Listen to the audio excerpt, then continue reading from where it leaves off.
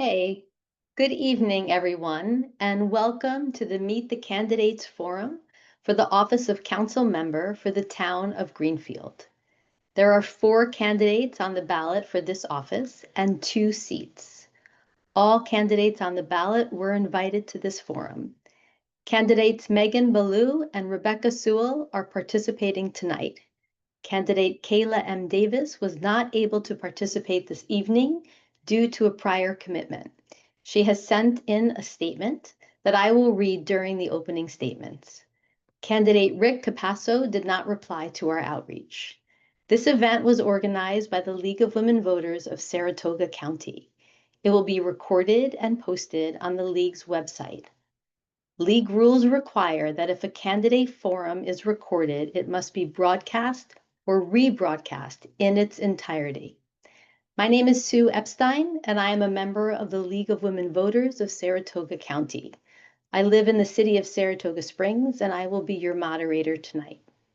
The League of Women Voters is a nonpartisan volunteer political organization dedicated to the informed and responsible participation of citizens in government. The League never supports nor opposes any political party or candidate. That has been the League policy since 1920. Membership is open to anyone 16 and over, so please consider joining your local league. We have received questions from the public in advance. These were reviewed by League members and selected to be representative and to avoid redundancy. Questions of a personal nature are never included. None of the candidates have seen the questions before tonight. Candidates, this is your opportunity to let voters know your stance on these topics and how you will address the issues facing this community. Please do not waste valuable time tearing down or labeling your opponent. Deal with the facts. In your closing statements, absolutely no zingers or gotcha moments. Please do not put your opponent on the spot since there is no chance to reply. We have a timer for this evening's event who will be seen by the candidates on screen. The timer will hold up signs for the candidates to glance at them to let them know how much time they have left. Green means you have 1 minute left, yellow means 30 seconds are left, and red means stop, time is up. If you continue to speak, you will be interrupted and we may need to mute you. The names of the 2 candidates for Greenfield Council member who agreed to participate tonight are, in alphabetical order, Megan Ballou and Rebecca Sewell. Now it is time to hear their 2-minute opening statements. We have drawn lots to determine the order, and the first to speak is Rebecca.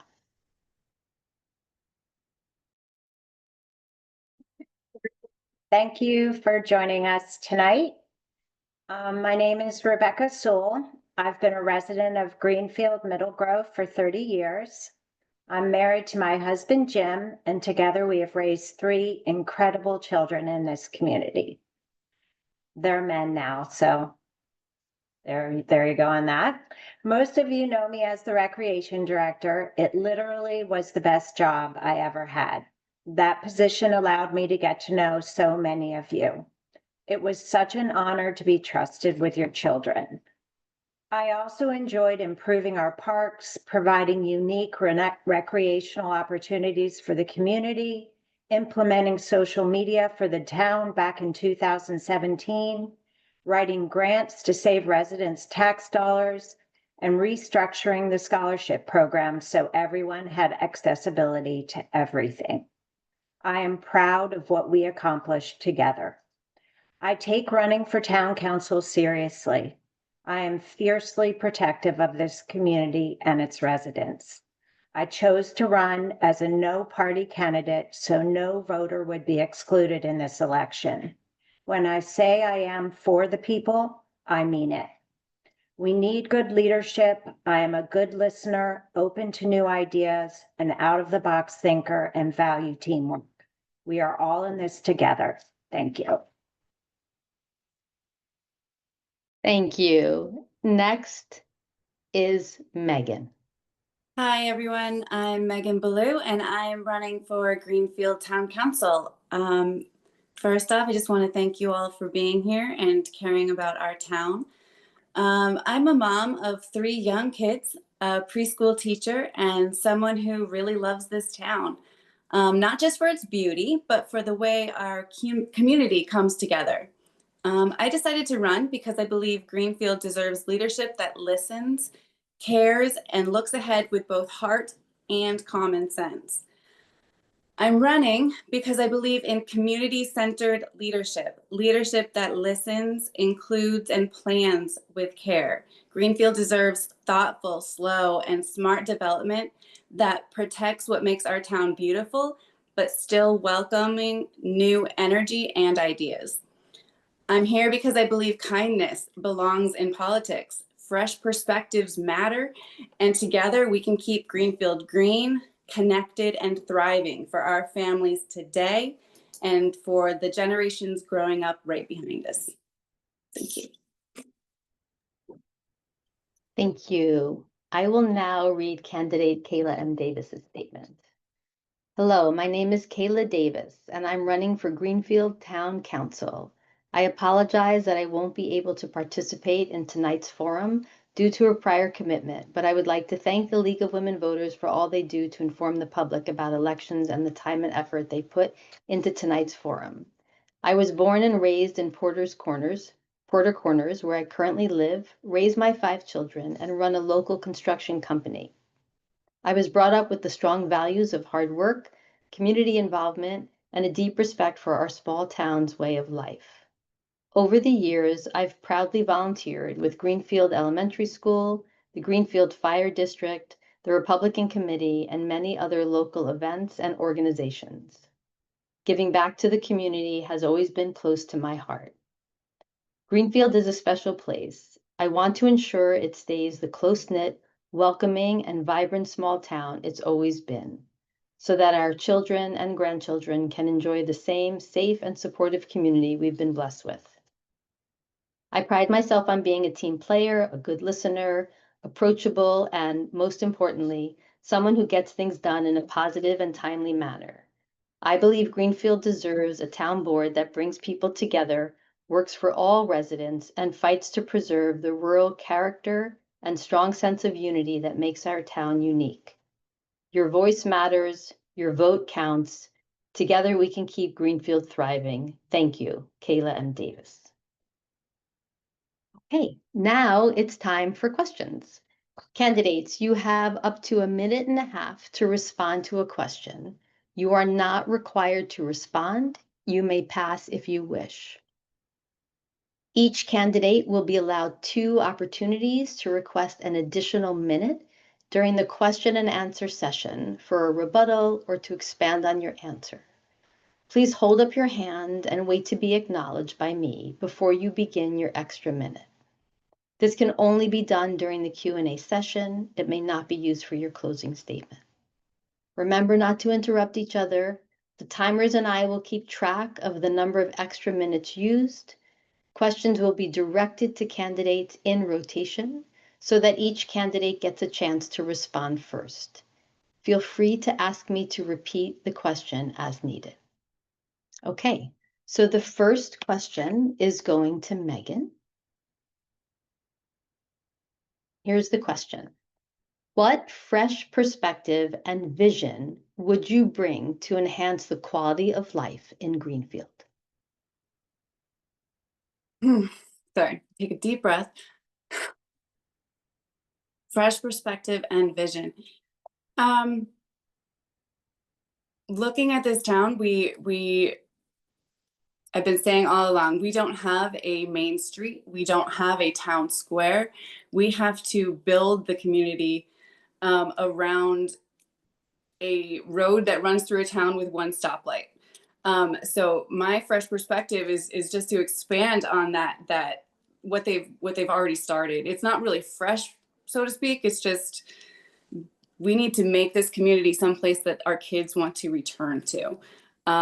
I love the direction that Rebecca started and Jen Zeisler has taken over in terms of the rec department and all of the offerings there, and just building that sense of community. That's the most important part of why I'm running for town council.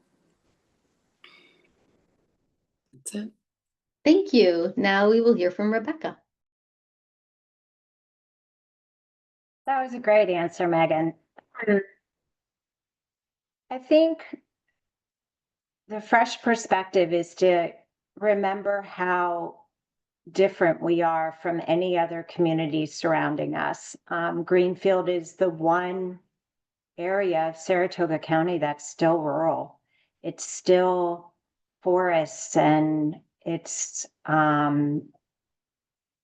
creeks, and it's rivers, and it's outdoors, and it's wildlife. And my goal for our future, for the future of Greenfield, is to keep that quaint rural charm that we have now for our future. And just like Megan said, for our kids' future. So they'll want to come back, that there's still a place in Saratoga County that you can go on, ride your bike on a country road. You can kayak on the Cateros. You can do all those things because it's important to us as residents to keep that rural charm. Thank you. Okay, thank you both.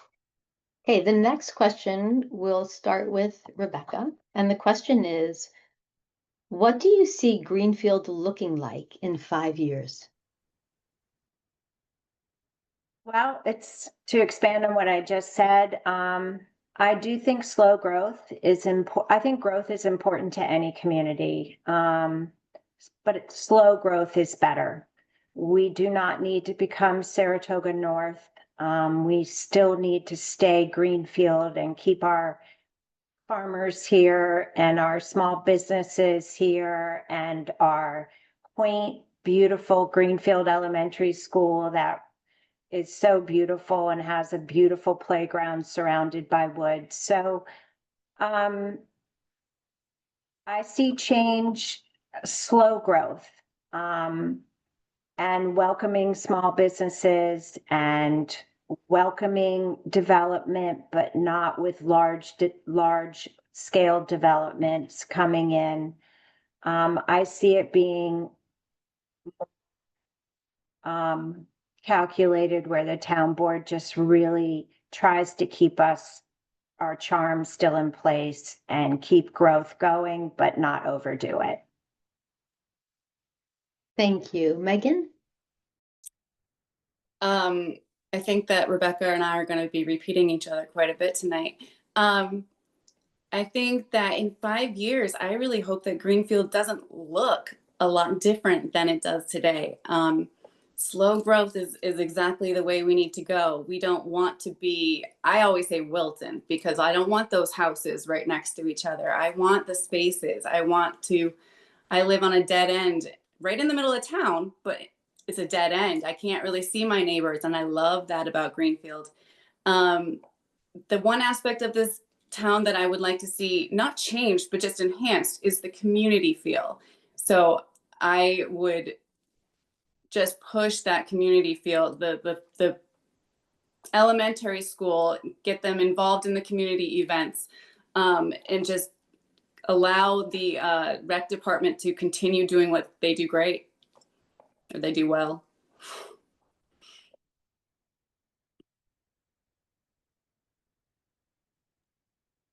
Hey, thanks. I lost my cursor there for a second and unmuting myself.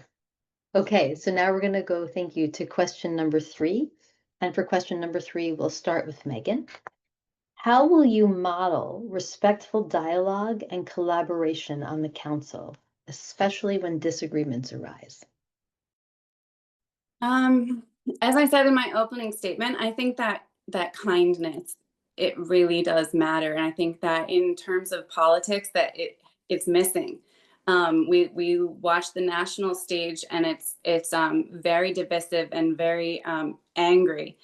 And thankfully, I mean, I've only been to a few board meetings, and we don't have much of that, though we do have some. But modeling it on my end is just empathy. I approach everything with empathy and caring and kindness. And as long as I feel like I'm leading with that, then it is what it is. I mean, I can't expect everything from everybody, but I can expect the best from myself.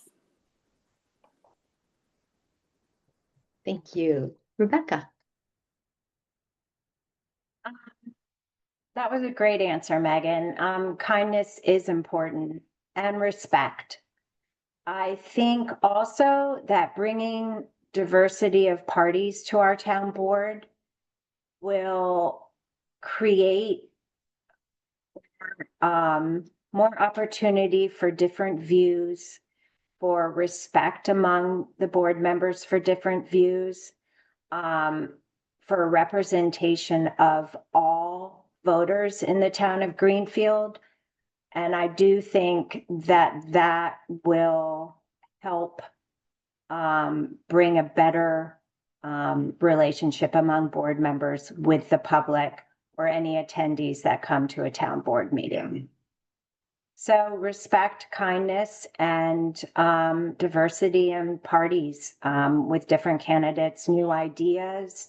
I think it's time for new board members. I love that we have so many candidates running. I love that that Megan's a mom, Kayla Davis is a mom and a business owner.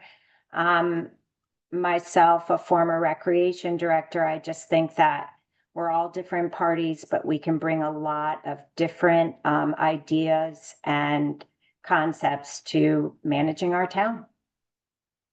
Thank you. Thank you. The next question will start with Rebecca. The Greenfield community includes people with diverse and sometimes opposing views. What specific steps would you take to help bring all Greenfield residents together and strengthen a sense of shared purpose? You know, I think we're already doing that. I think the steps are already in place with this election. I think for the first time in the 30 years I've lived here, all voters are represented at the ballot this year.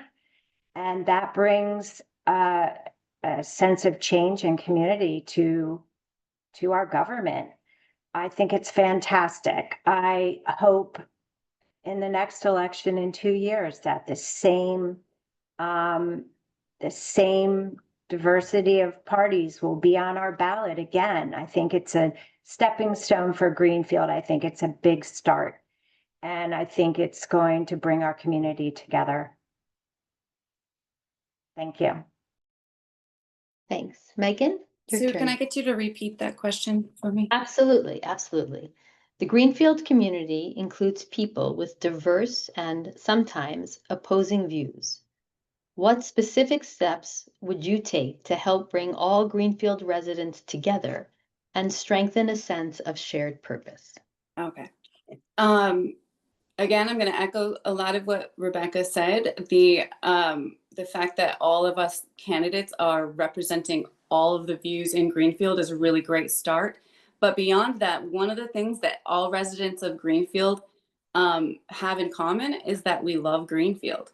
So if we can just enhance that sense of community and, you know, put aside all differences and opinions and perspectives and just focus on our love for our town and our neighborly affection, if you want to call that. I think that is how we can get a sense of shared purpose. Our purpose is to make Greenfield great and to make Greenfield a place that our kids want to return to. I'm so focused on that. My kids are young, and someday I want them to spread their wings, but I want them to come back, and I want them to come back to a town that they are proud of. And if I can engender that in the residents of this town, then I will have done my job. Thank you. Thank you. Okay, so I see your hand, Rebecca, and so I want to check in with our timer to see if we're ready for Rebecca to have an additional minute. Ready? Okay, go ahead, Rebecca. I think Megan had a really good point, and having children that are now 29, 27, and 24 that actually want to come back to Greenfield and live here is a direct example of what Megan was talking about. And both my husband and I feel so lucky that our community is that great that I have two kids that are looking for property in Greenfield. That's the only place they're considering. So I think that was a good point Megan made. And I think Greenfield's special. We are making change happen right now. And I think it is incredible that Megan's here, I'm here, Kayla, all the candidates that are running for all of the positions are doing this. So well done. Okay, thank you. We'll now move on to the next question. Megan, you will go first. And the question is, in what ways does your approach to participating in town board meetings and community engagement set you apart from other candidates? Can you read that one more time? Absolutely. In what ways does your approach to participating in town board meetings and community engagement set you apart from other candidates? My approach to town board meetings and being and community engagement is to be engaged. I think it's important that the town residents know who is representing them.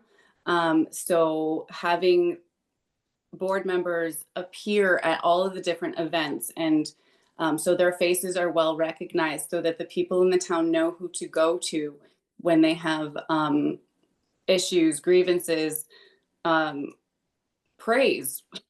I think it's important that they know those faces. To be honest, when I started running, I didn't know who was on the town board. And I would never have known where to go with a question. And I think it's important that we educate the town in that way and make ourselves present at everything. Thank you. Rebecca. I think what sets me apart from other candidates running for town board is my experience with the town. As I said in my opening statement, I was the recreation director from 2017 to 2023. I was an active participant in this government. I worked under two supervisors and the same board members, a couple different. I'm familiar with the government. I'm familiar with how it runs. I'm familiar with budgets. I'm familiar with community events. I actually started a lot of them. Familiar with the residents of this town. I felt that the recreation director position was a direct link to the people. And it was the best part of that job was getting to know everybody. I am aware of the changes and the concerns that residents have. I'm aware of the issues in our town. And I think I've had experience with it all. So I think that's what separates me from the other candidates. Thank you. Okay, thank you. Our next question, Rebecca, you'll go first. And the question is, Greenfield is rapidly gentrifying. What are your plans to meet the needs of our lower income residents? So again, as the recreation director, I was aware of our lower income population, probably more than most, and was amazed every day by all of our residents. But I do think there are a number of things that we can do better with our lower income families. I provided a free lunch program. I fed 3,000 lunches every summer for 9 weeks out of the trunk of my car. I think we could do better with a free lunch program, not just to campers, but to kids that are at home and can't get to camp. I think we could do that. I think the town board just formed a relationship with an organization that's providing help for families with issues with their home, like they need a new roof, that type of thing. Fantastic. I would like to spearhead helping those families more and finding grants and other opportunities to help low-income families in our town, and they're out there. I know they're out there because I saw the grants that I could have written, and I would do that. Thank you. Thank you. Megan?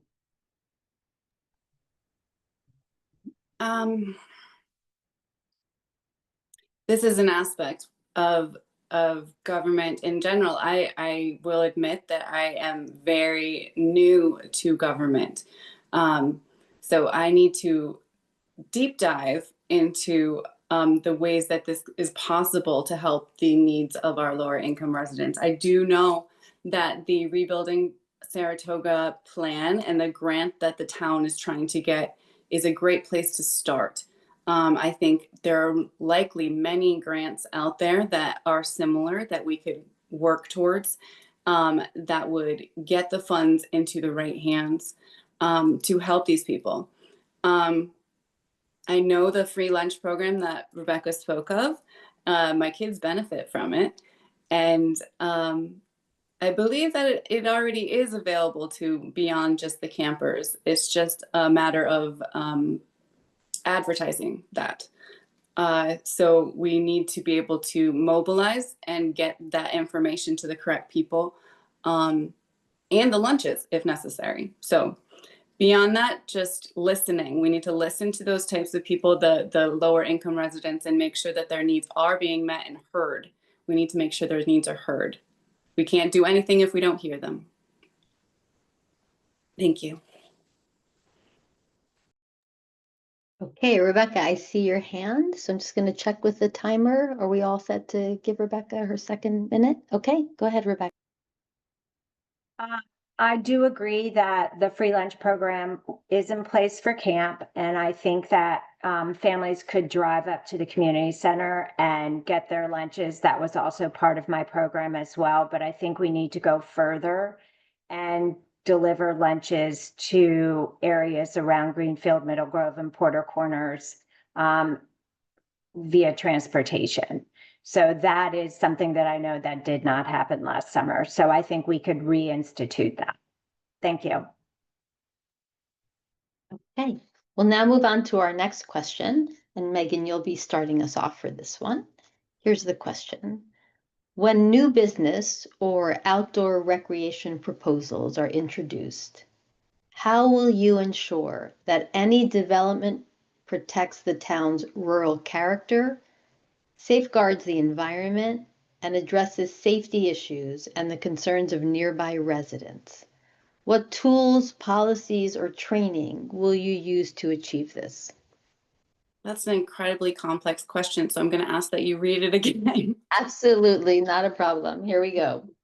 When new business or outdoor recreation proposals are introduced, how will you ensure that any development protects the town's rural character, safeguards the environment, and addresses safety issues and the concerns of nearby residents?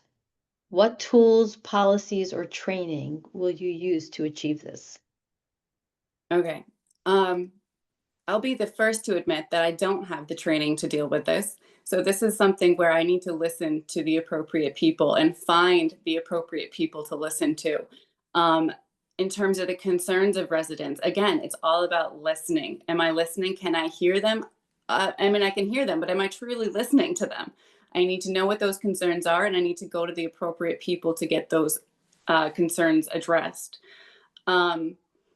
Obviously, we want to promote the slow development and this, sustainable. We don't want to make it fast and have houses pop up here, there, everywhere, or businesses either. We want to make sure that the right businesses are coming to town and following the appropriate procedures and codes that are in place to protect our town.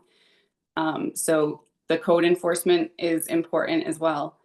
That's, again, whoever put that question in, good for you. Thank you. Okay, Rebecca, your turn. I'm with Megan. Can you read that one more time? Slowly. Absolutely. Okay. Absolutely. Not a problem. When new business or outdoor recreation proposals are introduced, how will you ensure that any development protects the town's rural character, safeguards the environment, and addresses safety issues and the concerns of nearby residents? What tools, policies, or training will you use to achieve this? Okay. So I'm going to use two examples to answer that question. One in recreation, which I would say we could just throw out pickleball courts. We just got those in our town, which is fantastic.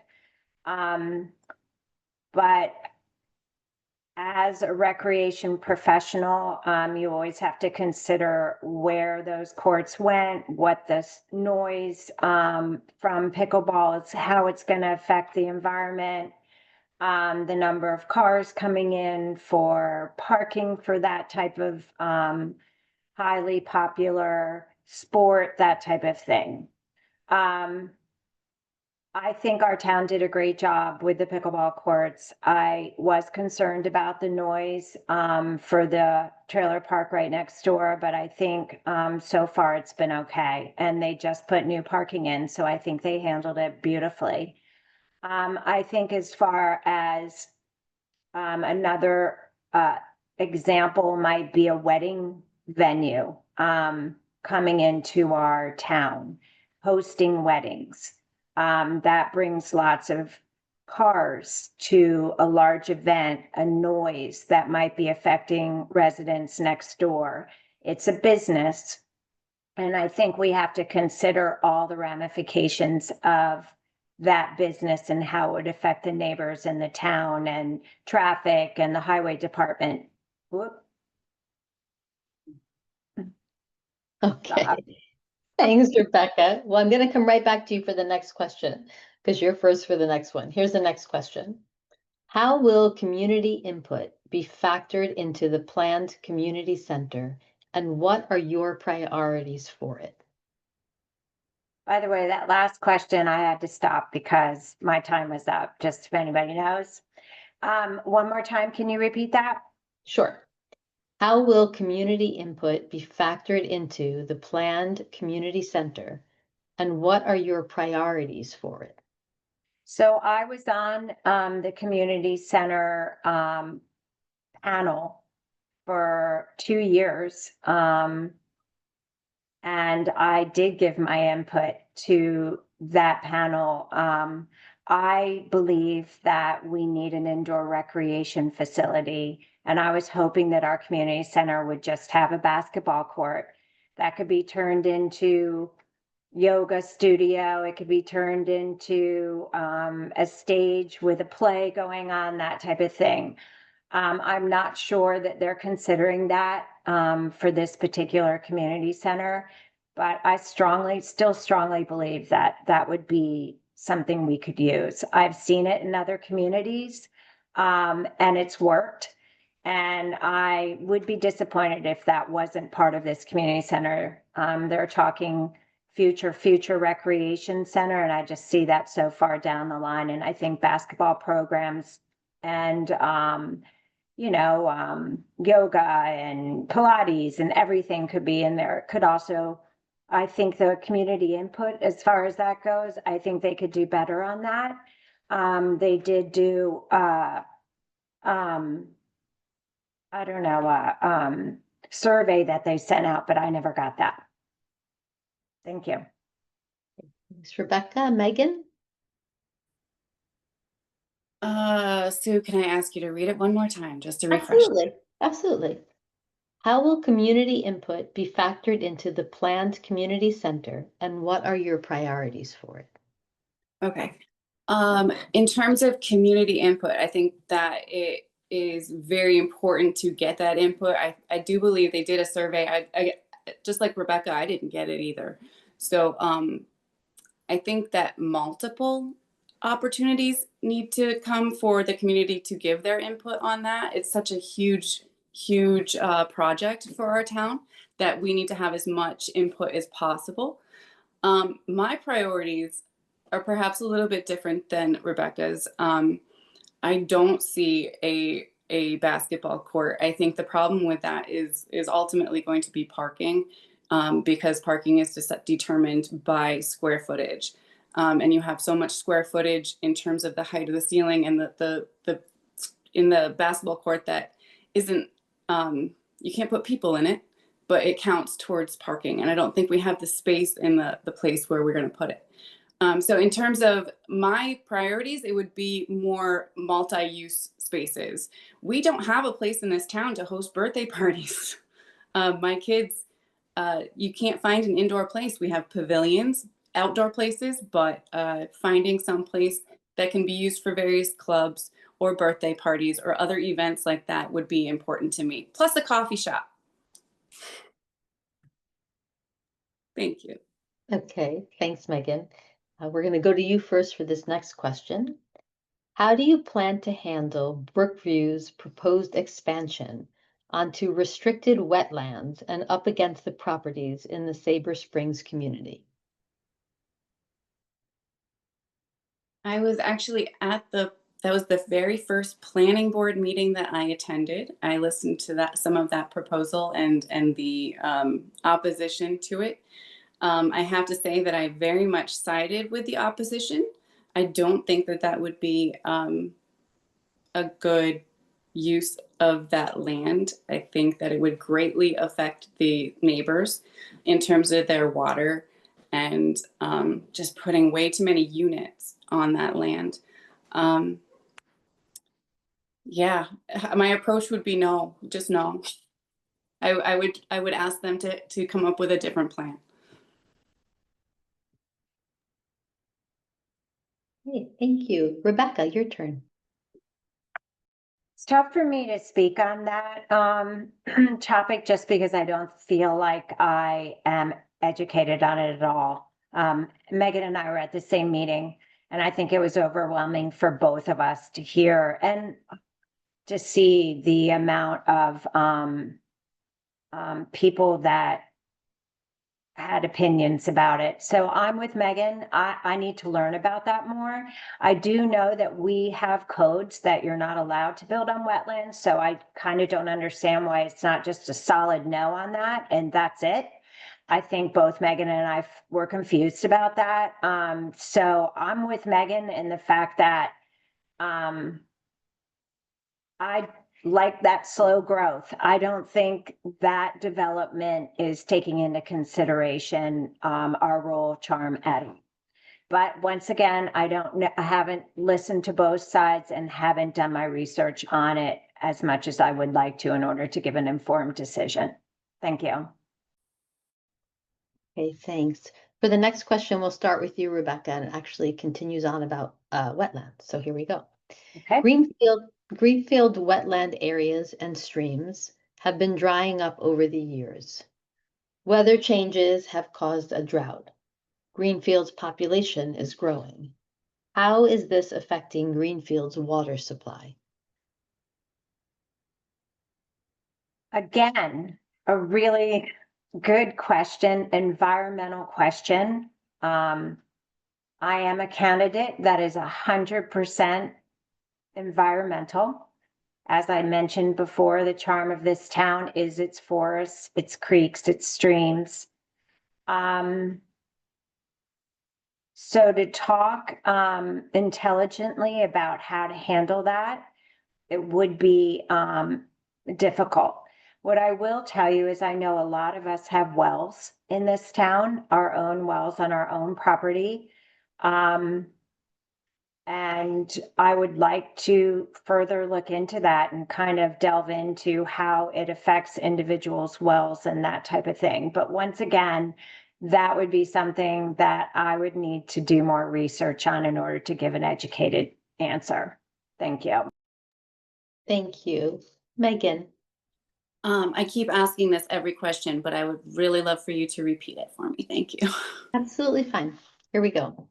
Greenfield wetland areas and streams have been drying up over the years. Weather changes have caused a drought. Greenfield's population is growing. How is this affecting Greenfield's water supply? Okay. Very similar to Rebecca. I do not have the education to answer that question, how exactly it's affecting our water supply. I mean, I can make an educated guess that it's not great, but I would definitely need to do my research and talk to the appropriate people to figure out how exactly our water supply is being affected. And then again, come up with a plan with those people with more knowledge and education than myself, as to how to address that, if there's anything that can be done. I mean, climate change is an issue. It's going to be an ongoing issue, for us and for future generations. It's not something that we can ignore. And, we just need to proactively do something about it as best as we can, dealing with the restrictions from state, federal, whatever. We need to just talk to the right people and get a plan in place so that we're educated on this matter. Okay, thank you. For the next question, we'll start with Megan. Do you believe that short-term rentals in Greenfield should be regulated in any way? And if so, how?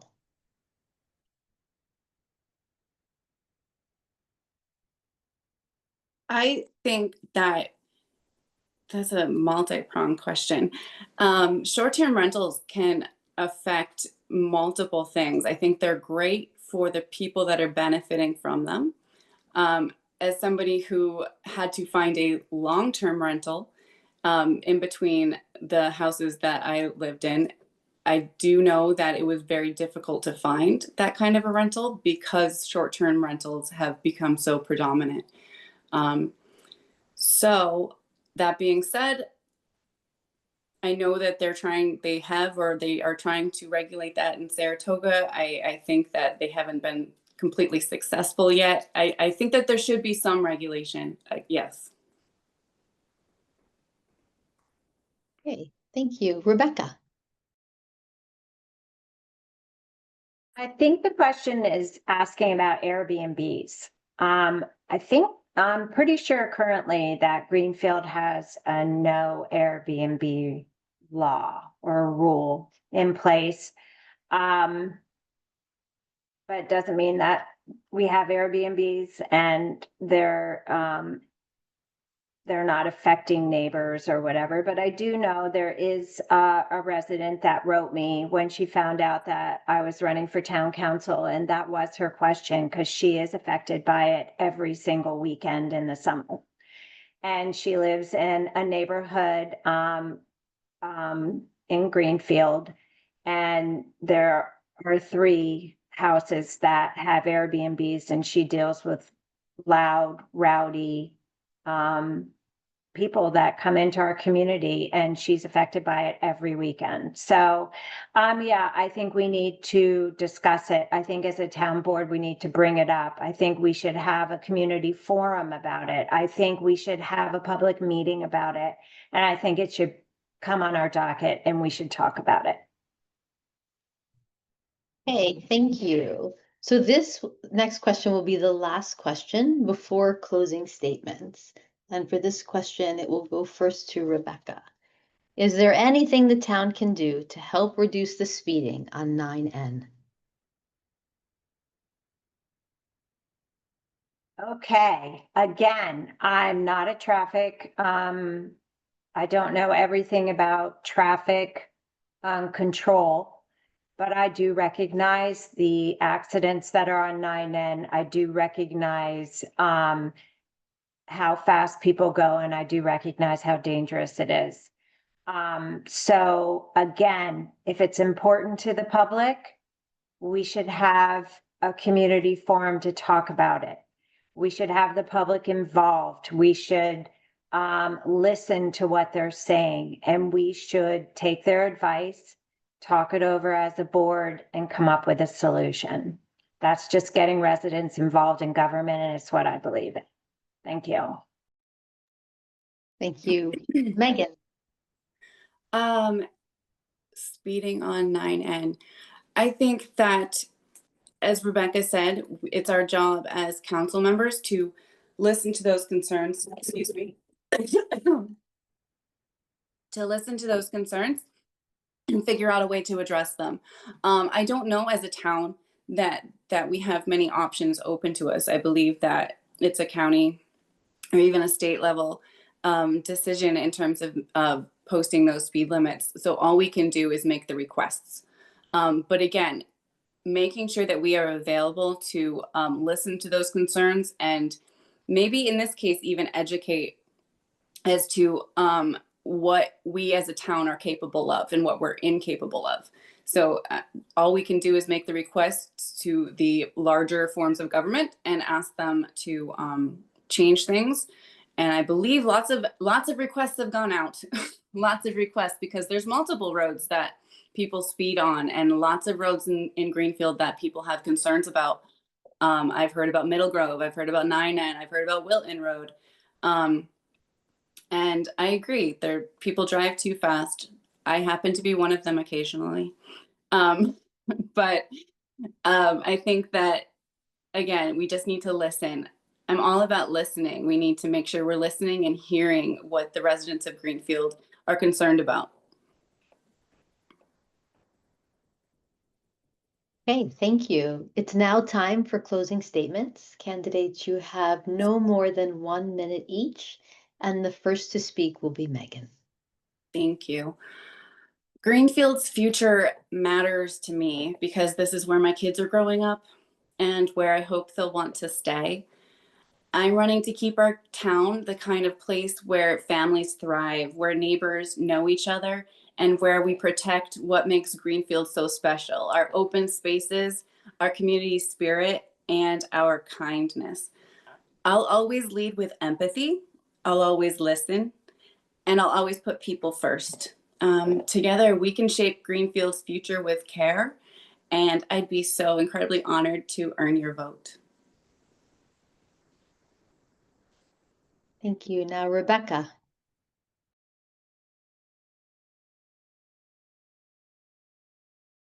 First of all, I want to thank Megan for participating in this with me. Thank you. I also want to thank the League of Women Voters of Saratoga County for hosting tonight. I appreciate everyone that's jumped on and listened to both of us. I hope it helps you get to know us better as candidates for town council. Most of all,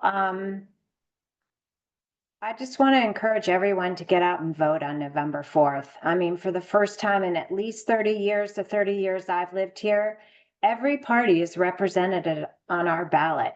Think about that. It is a big deal in our little town.